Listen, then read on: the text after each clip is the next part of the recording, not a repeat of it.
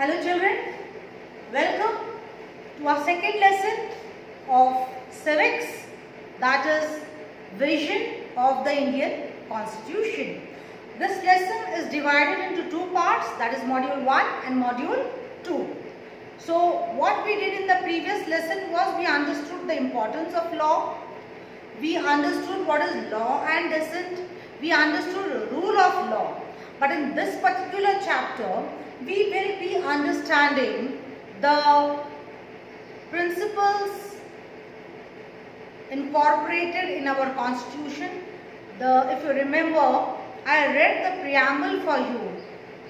The reason behind is that I wanted you to know what was there in the preamble, what principles were there. Today we will be learning about it in detail. We will be knowing about the Constituent Assembly also, and what is the background of our Indian Constitution. So let's begin.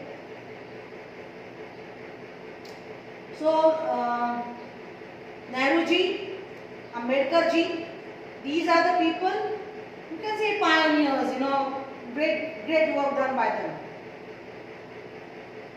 Now, first of all, definition of a constitution. So in very brief, in your previous classes, lower classes, you must have heard that a book of law or a book of law according to which a country is to be governed. Now when somebody asks, you have to give this full definition which says Constitution is a book of law according to which a country is to be governed. Now, what is the background of the making of the Indian Constitution?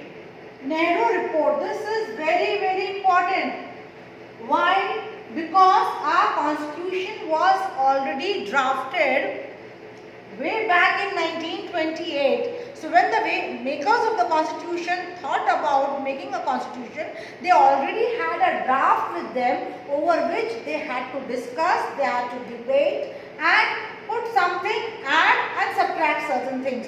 So the picture was already clear that what has to be there in the Indian Constitution, because you can say the foundation stone was already laid on which they had to erect the building.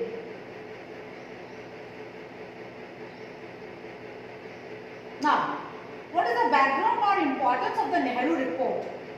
Just try to understand this. This is not given in detail in your textbook. It is just written in 2 lines, Nehru Report, given by the Nehru Report on 1928. On the basis of that, Constitution makers got some guidelines and they made. But I want you to know in detail actually what the Nehru Report was and why did they come up with this. So,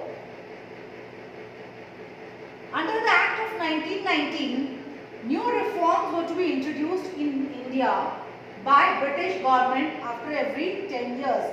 This is according to the Act of 1919, that after every 10 years changes have to become about in the Indian Constitution, in the laws. This was something made by the Britishers. For this purpose, Simon Commission was sent to India in 1927. With 10 years ho gaye hain, let's go and make something new. But most of the Indian political parties decided to boycott the commission on the plea. Plea means what? On the reason that it lacked Indian representation. The Simon Commission, which came after 10 years, did not have any Indian representative. And our Indian leaders, that is the leaders from the Congress, wanted that some Indians to participate in it. And only then they will be able to make the laws in favor of the countrymen.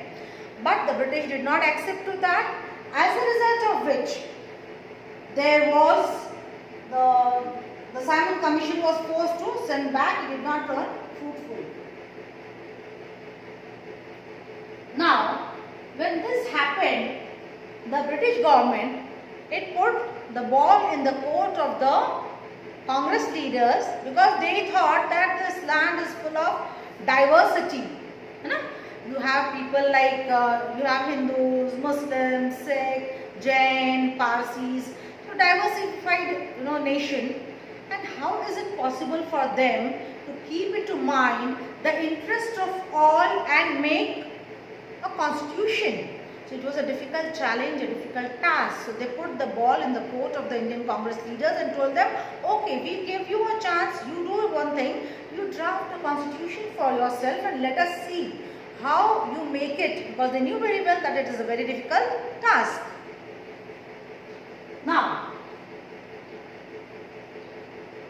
hence, Nehru along with other 8 members prepared a draft for the Constitution of India to be implemented during British India.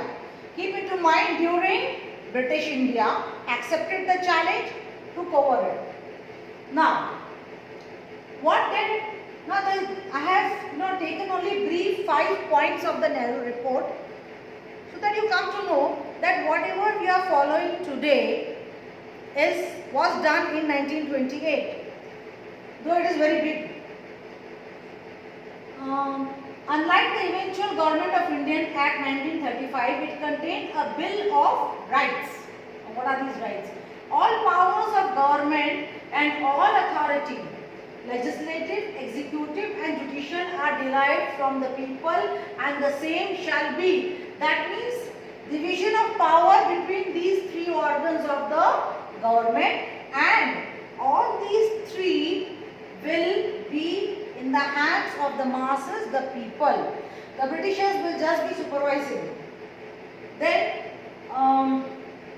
there shall be no state religion, that is secularism. Men and women shall have equal rights as citizens. There should be federal form of government. Federal means government at 2 levels, with residuary powers vested in the center.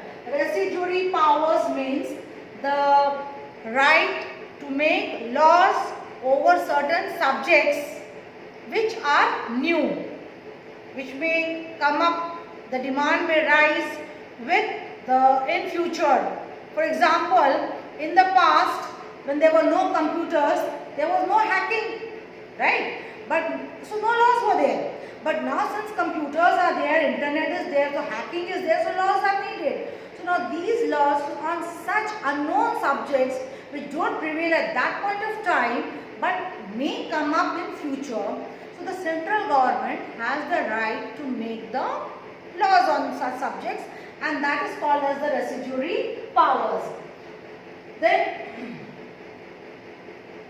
it included a description of the machinery of government, that what type of government it should be there. Now we come from 1928, we come to 1946. A Constituent Assembly was formed. Constituent Assembly, the members of the Constituent Assembly were elected from different provinces of the country to become members of this Constituent Assembly, so that they can sit, discuss and debate that what the actual shape of the constitution should be. Here I would advise you, since you are at home now, you can watch Samvidhan. I repeat, Samvidhan, a presentation of Rajya Sabha, and you will understand, because over there they have told you, it is picturized, like how the Constituent Assembly met, how they discussed, how they debated, what were the conditions prevailing over there, what were the responses of the Rajas at that point of time, the princely states, the people, and so many things. So you will enjoy. So do watch that Samvidhan. Coming back over here, so founded on 6 July 1946 and disbanded on 24 January 1950. Preceded by Imperial Legislative Council, succeeded by Parliament of India. And temporary chairman was Sachidanand Saha. Here, Dr. Sachidanand Sinha was the first president temporary of the Constituent Assembly when it met, and then after that later on Rajendra Prasad took over that, and then Dr. Bhimrao Ambedkar was the chairman of the drafting committee. The framing of the constitution. This Constituent Assembly consisted of 385 members, of which 292 were elected by members of the provincial legislative assemblies, while 93 members were nominated by the princely states. Now, princely states, when the Britishers left India, at that point of time, India was divided into two parts. All those states that were ruled by the Britishers, point number one, and the other was those which were not under the control of the Britishers. They were called as the princely states. But when these states agreed or partly agreed, they participated in the making of the Indian Constitution. So that is referred to as princely states. So to these were to be added a representative each from the four chief commissioners provinces of Delhi, Ajmer, Marwar, Kaur and British Balochistan. Now this picture is the first day, December 9, 1946 of the Constituent Assembly, and we can see B.G. Kher, Sardar Vallabhbhai Patel, K.M. Munshi is seated behind Patel. Yes, there is a very good picture of Vallabhbhai Patel also. Hindi film, say 4 to 5 years back, on the YouTube you can even see that Sardar Vallabhbhai Patel. And one more is the forgotten hero of Subhash Chandra Bose. That film is also very good, so you can see that also.